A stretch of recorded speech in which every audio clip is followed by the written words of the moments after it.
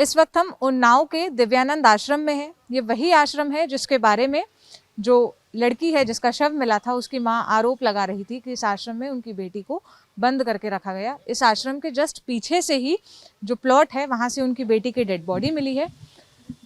यह आश्रम कितना बड़ा है, यहाँ पे कौन कौन से कमरे हैं, ये हम आपको चलते हुए दिखाएंगे। लेकिन अभी जब मैं इस आश्रम में एंटर कर रही थी तो मुझे यहाँ के केयर टेकिंग करने वाले आदमी ने बताया कि यहाँ पर सीसीटीवी कैमरे वगैरह भी लगने शुरू हो गए थे। अभी वो ऑन नहीं है, लेकिन यहाँ पर राजौल सिंह आता रहता था क्योंकि ये उनके पिता की प्रॉपर्टी है और इसके आसपास भी जो प्लॉट है वो उनके पिता जो पूर्व सपा नेता है फतेह बहादुर सिंह उनकी ही प्रॉपर्टी है। तो वो आता रहता था, कभी बाइक से आ गया, कभी किसी काम से आ गया। आप यहाँ पे देख सकते हैं सीसीटीवी कैमरा आपको दिखेगा, लेकिन ये कैमरा भी काम नहीं करता है। अंदर जाऊंगी मैं, पंडित जी से जो यहाँ पे केयर टेकिंग करते हैं इस आश्रम की, जो महाराज हैं कहते हैं, उनसे बात करने की कोशिश करूंगी और साथ ही आपको वो कमरे भी दिखाऊंगी जो कमरे बंद हैं। और पीड़िता की, मृतका की जो माँ है उनका आरोप था कि उनमें से ही किसी एक कमरे में उनकी बेटी को रखा गया और जिस दिन पुलिस के साथ वो यहाँ पर आई थी उस दिन वो कमरा नहीं खोला गया था।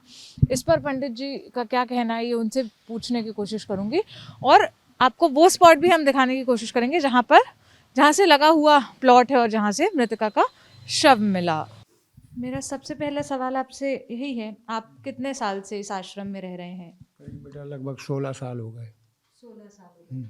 जो पूरा केस हुआ उस केस का कनेक्शन इस आश्रम से भी आ रहा है। इस आश्रम से लगा हुआ ही वो प्लॉट है जहाँ सर लड़की की लाश मिली। ये आश्रम और वो प्लॉट किसका है और ये किसके अंडर आता है? बेटा आश्रम तो एक भगवान का मंदिर है, उस सबका है। अब आश्रम के चारों तरफ बेटा अलग अलग कई लोगों की ज़मीनें हैं, तो अब किसी के प्लाट में अगर कोई चीज़ हो रही है तो उसके लिए आश्रम क्यों जिम्मेदार है। हाँ, ये जो अभी घटना हुई है उसमें ये है कि भाई जो आश्रम के संस्थापक हैं फतेह बहादुर सिंह, उनके लड़के का मामला है, तो इसलिए बेटा आश्रम की बदनामी हो रही। तो उनका जो बेटा है राजौल सिंह, क्या वो यहाँ आता था? वो यहाँ फ्रीक्वेंटली आता रहता था? हाँ, फ्रीक्वेंटली कभी कभार। अब बेटा उनके पिता का आश्रम है तो उनको कौन रोक लेगा, आते जाते रहते।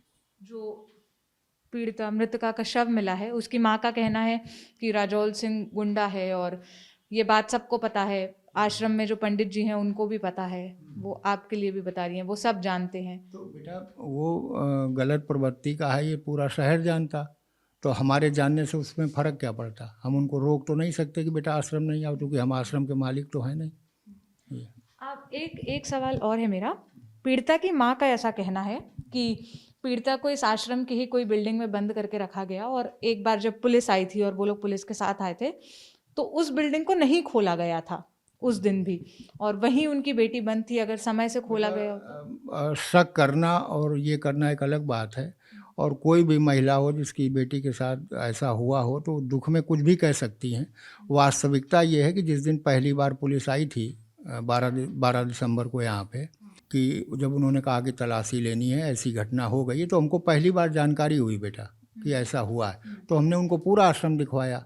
अब जो घर बंद है वो बेटा फतेह बहादुर सिंह का व्यक्तिगत निवास था, तो वो आश्रम में तो है नहीं, तो उसकी चाबी जो है उनके बड़े लड़के अशोक के पास रहती है, तो हम उसको कैसे बेटा खुलवा सकते थे। अच्छा, उसकी चाबी आपके पास? नहीं, हमारे पास चाबी नहीं थी। हमने ये कहा कि बेटा अगले दिन कल आ जाओ और हम चाबी मंगवा देंगे, आप देख लो। तो फिर जब पुलिस आई तो कई बार पुलिस की अलग अलग टीमें आई और सब ने खोल के नीचे से ऊपर तक मकान देखा। तो वहाँ तब वो उनकी बेटी नहीं थी या कोई उसका कुछ निशान नहीं? कोई चीज़ बेटा सारी पुलिस ने ही देखा, तो पुलिस को तो पता वहाँ कुछ नहीं मिला।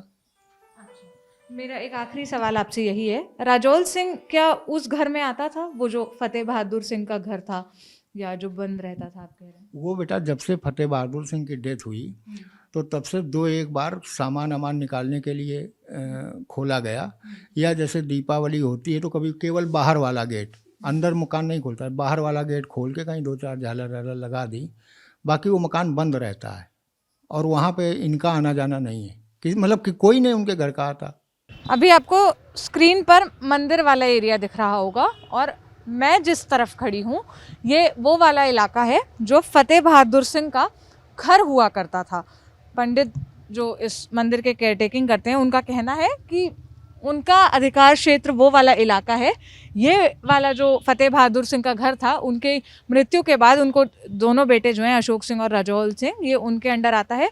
इसके उस तरफ वाले कमरों में कुछ सामान रखा हुआ है जो अशोक सिंह का है, रजौल सिंह का है पता नहीं। एक आध आदमी केयर टेकिंग के लिए वहाँ पर रहता है जो इस पूरे आश्रम में पौधे वौधे रोपने का काम और माली का काम करते हैं। अब ये वो घर है जिसके बारे में मृतका की माँ का आरोप था कि ये घर, ये कमरे, ये जो 2 मंजिला मकान है, इसको उस दिन नहीं खोला गया। ये कहा गया कि ये 15 साल से बंद है और पंडित जी ने भी ये कहा कि उनके पास इसकी चाबी नहीं है।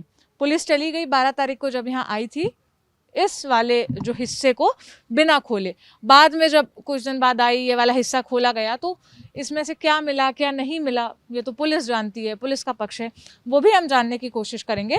लेकिन मृतका की माँ का जो आरोप है वो ये है कि इसी कमरे में उनकी बेटी को बंद कर रखा गया था और इसके जस्ट पीछे जो लगा हुआ प्लॉट है वहाँ से उनकी बेटी की जो लाश है वो दफन की गई थी और वहाँ से उनकी बेटी की लाश मिली। स्क्रीन पर अभी आपको उसी घर का पीछे वाला हिस्सा दिख रहा है जिस घर के बारे में पीड़िता की माँ का आरोप था कि उसमें रखा गया। हमने आपको सामने से अभी ये घर का हिस्सा दिखाया था, अभी हम पीछे आए हैं। ये जो पूरी प्रॉपर्टी है, ये जो दीवार है जहाँ बाकी कमरे थे, उससे अटैच ही ये सेप्टिक टैंक था। पहले सेप्टिक टैंक बनाने के लिए यहाँ पर गड्ढा खोदा गया था, फिर जिसमें उस लड़की की लाश को डाल दिया गया और ये सब जो ईंटें इधर पड़े हैं, ईंटें से इसे कवर कर दिया गया था। ये वो गड्ढा है जहाँ पर से उस लड़की की लाश मिली थी और ये जो दीवार है ये उसी मंदिर परिसर वाला जो घर है, फतेह बहादुर सिंह वाला जो साइड बता रहे थे, उससे अटैच है। यहाँ पर मास्क हैंड ग्लव्स वगैरह भी पड़े हुए हैं, शायद फॉरेंसिक टीम जब आई होगी, जांच वांच की होगी उस समय का। और ये जो पूरी प्रॉपर्टी है, ये प्रॉपर्टी बताई जाती है कि राजौल सिंह और अशोक सिंह की है। अभी उन दोनों में विवाद चल रहा है कि कौन कौन सा हिस्सा लेगा। इधर भी जो घर बना हुआ है दूसरी तरफ, ये घर भी उन्हीं का ही है। अब यहाँ पर सीसीटीवी कैमरास तो हमें हर जगह दिखे, इस घर में भी हम गए सीसीटीवी कैमरा है, लेकिन कितने वर्किंग है क्या है ये कोई बताने की स्थिति में नहीं है।